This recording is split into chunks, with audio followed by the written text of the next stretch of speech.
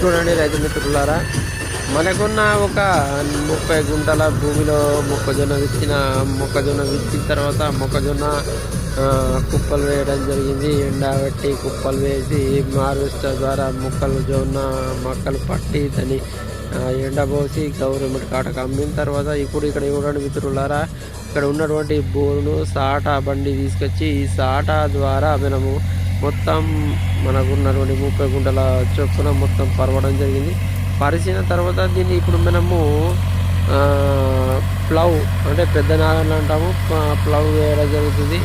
ఈ పెద్ద నాగళ్ళు ఇప్పుడు చూడండి మిత్రులారా ఏ విధంగా నడుస్తున్నాయో. మనము పెద్ద నాగళ్ళు వేయడం ద్వారా ఏమవుతుందంటే భూమి అనేది తిర్రమర అవుతుంది.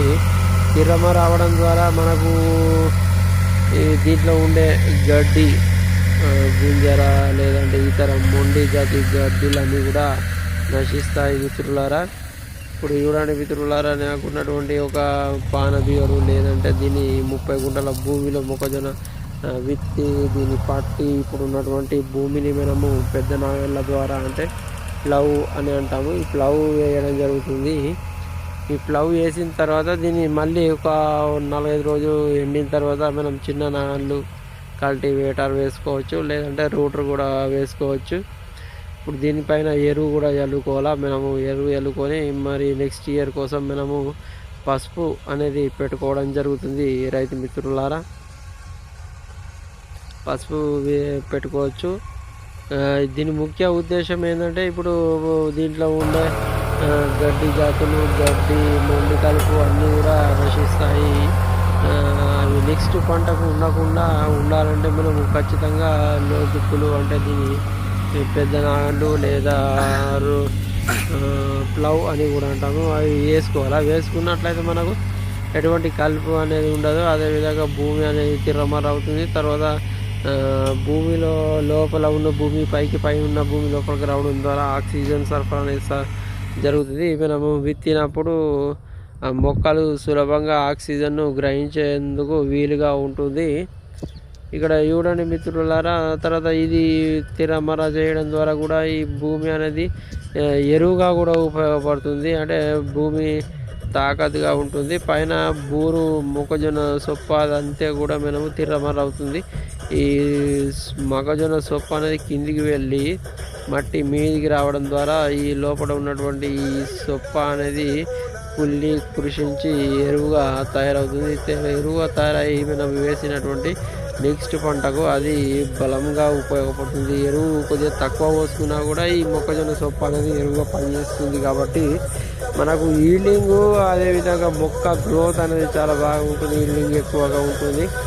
కాబట్టి ముఖ్యంగా మేము ఇప్పుడు ఈ సమ్మర్లో రబీ సీజన్లో వచ్చేసి పంట అయిన వెంటనే మనము ఈ విధంగా పెద్ద నాగళ్ళు లేదా ప్లవ్ అనేది వేయాల్సి ఉంటుంది. వేసినప్పుడే మనకు లోపల ఉన్నటువంటి భూమి అనేది తిర్రమర అవుతుంది. గాలి ఆక్సిజన్ సరఫరా అనేది ఈజీగా జరుగుతుంది.